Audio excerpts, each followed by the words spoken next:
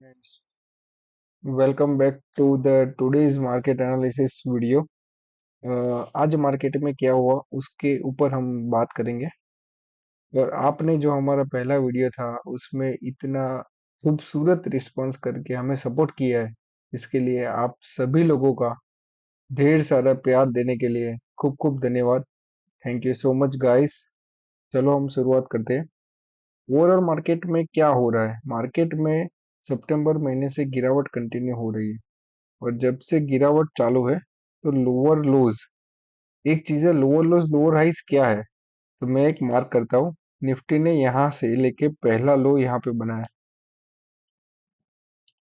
फिर एक upward momentum दिया जो लोअर हाइस बनाया, ये हाइस इसके ऊपर बना, तो वो लोअर हाइस नहीं बोल सकते। तो लोअर लोज लोअर हाइस पे निफ्टी मूव कर रहा है, तो इसको लोअर लोज लोअर हाइस बोलते हैं। तीसरा लो यहाँ पे बना है और हाई यहाँ पे बना है, तो ये स्ट्रक्चर जो लोअर लोज लोअर हाइस पे चलता है, तो ये एक डाउन ट्रेंड को इंडिकेट करता है निफ्टी का। अभी हम 2-3 दिन या लास्ट वीक से क्या हो रहा है उसके ऊपर बात करते हैं। तो लास्ट वीक में निफ्टी साइडवेज मोमेंटम में ही है। ये कैंडल देख के डरने की जरूरत नहीं है, क्योंकि निफ्टी ने 3 दिन ऊपर गया था और फिर 2 दिन में सेलिंग आई और वापिस से वही लेवल पे आ गया जो लेवल पे लास्ट वीक में उसने शुरुआत की थी। तो इससे डरने की कोई जरूरत नहीं है, आप डरिए मत। और आपको डरना कब चाहिए, या आपको पोजीशन को कैसे मैनेज करना चाहिए, इसके लिए जब निफ्टी 23,270 के नीचे जाएगा और क्लोजिंग देगा, तब निफ्टी में एक और डाउन ट्रेंड कंटिन्यू हो सकता है। ऑलमोस्ट 21,800 तक निफ्टी आ सकता है। और जब तक इसके बीच में है तो आपको डरने की जरूरत नहीं है। आप अपनी पोजीशन लेके बैठिए, शॉर्ट टर्म स्विंग पोजीशन हो, एसएल मेंटेन रखिए। जहां पे एसएल ट्रिगर हो रहा हो, बिना इमोशनल डिसीजन के वहां से तुरंत निकल जाइए, क्योंकि छोटा लॉस बुक करना अच्छा है। उससे आप वापिस से वही स्टॉक्स में जब रिस्ट्रक्चर कर रहा हो या फिर मोमेंटम आ रहा हो, आप वापिस एंट्री कर सकते हैं।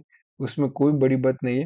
और लॉस को होल्ड करके उसको बड़े लॉस में कन्वर्ट कर देना, ये एक चीज है जिससे आपको बचना चाहिए। बात करते हैं निफ्टी की, तो ये 3 कैंडल को हम इग्नोर करें, थर्सडे फ्राइडे और मंडे की, तो निफ्टी में कोई बढ़िया मोमेंटम नहीं है और साइडवेज है। आज की न्यूज एचएमपी वायरस है की है, उसमें सारे रिटेलर को ऐसा लग गया है कि आज मार्केट गिरने की वजह एचएमपी वायरस है। ऐसा नहीं है। ये तो मार्केट गिरा, हमने एक न्यूज को मार्केट गिरने के साथ लिंक कर दिया। ऐसा एक्चुअली में होता नहीं है, क्योंकि ये चाइना में वायरस काफी दिनों से चल रहा था।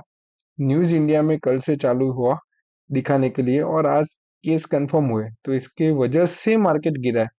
ऐसा हमें जजमेंट पे नहीं आना चाहिए। हम क्या कर सकते हैं, हम कैसे पोर्टफोलियो को मैनेज कर सकते हैं, उसके बारे में देखना चाहिए। जो डिसीजन लेने से हमारा पैसा बनेगा या हमारा लॉसेस कम होगा, उसके ऊपर डिपेंड करता है। दूसरी एक बात, कि निफ्टी में एक्चुअली कोई मोमेंटम नहीं है। जब तक 23,270 का लेवल नहीं तोड़ता है, शांति से बैठे रहिए, कोई दिक्कत वाली बात नहीं है। दूसरी एक निफ, निफ्टी में एक सेक्टर है जो अच्छे से परफॉर्म कर रहा है, तो वो सेक्टर का हम चार्ट्स देखते हैं। तो वो सेक्टर है निफ्टी फार्मा।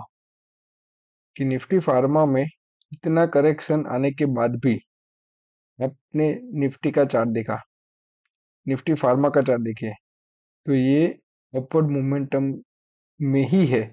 तो ये सेक्टर को आप ध्यान में रखिए, यहाँ पे अपॉर्चुनिटीज बनेगी।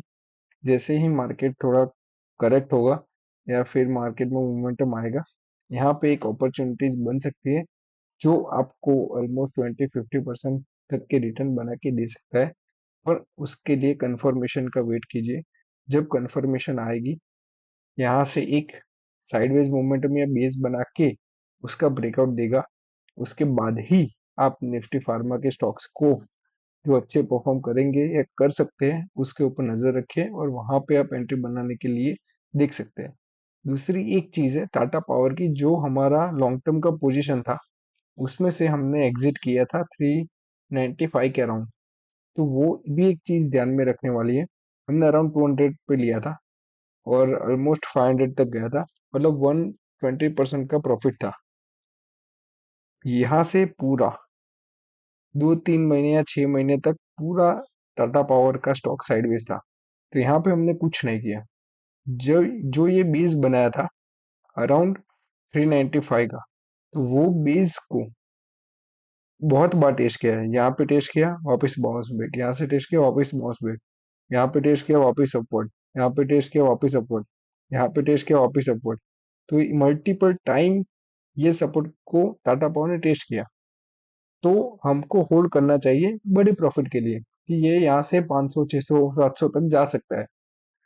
पर उसके बाद क्या हुआ, जब ओवरऑल मार्केट में करेक्शन आया तो ये लोअर लोज लोअर हाई स्ट्रक्चर में फॉर्मेट हुआ। यहाँ पे टेस्ट किया, वापस बाउंस दिया, पर दूसरी बार टेस्ट किया और छोटा सा हाई बना के वहां पे उसने ब्रेक किया। तो ये एक चीज कंफर्म है कि यहाँ से टाटा पावर में डाउनवर्ड मोमेंटम आ सकता है या फिर यहाँ से थोड़ा करेक्ट हो सकता है। तो ये एक लेवल है जहाँ पे हम लॉन्ग टर्म का भी प्रॉफिट बुक करने के लिए देख सकते हैं। दूसरी कंफर्मेशन कहाँ मिला, यहाँ से उसने ब्रेक किया, फिर बाउंस बैक दिया, ईएमए का रेजिस्टेंस लगा, ईएमए के रेजिस्टेंस से वापस से उसने गिरावट कंटिन्यू की और आज 4% या 5% की कैंडल बना दी। तो ये एक चीज देखने लायक है कि हमें प्रॉफिट कब बुक करना चाहिए, कब लॉस बुक करना चाहिए और कब मार्केट में बना रहना चाहिए, जिससे हम बढ़िया सा मल्टी बैगर रिटर्न निकाल सके। This is a very short and sweet जो मैं आज बताना चाहता था कि मार्केट में जो गिरावट आई है उससे डरने की जरूरत नहीं। जब तक दो लेवल्स मैंने बताए वो लेवल्स ना टूटे तब तक आप इसमें बने रह सकते हैं। बाकी ये छोटे बड़े मोमेंटम, एक दिन के मोमेंटम से आप मार्केट में बड़ा सा पैसा नहीं बना सकते, क्योंकि ऐसे मोमेंटम बीच बीच में आती रहती है। जैसे कि इलेक्शन के दिन 5% निफ्टी डाउन था, तो ये एक चीज है। बाद में अपवर्ड मोमेंटम कंटिन्यू किया। तो आप ये चीज ध्यान में रखो, शांति से बने रहो, पैसा बनेगा। हमारे साथ जुड़िए और हमारे साथ हमको सपोर्ट कीजिए। हम आपको मार्केट के बारे में एनालिसिस करके आपको बताते रहेंगे और आपको गाइड करके आपका नॉलेज भी बढ़ाएंगे और आपको मनी माइंडसेट की जर्नी में हमारे साथ आगे तक ले जाएंगे। Thank you so much.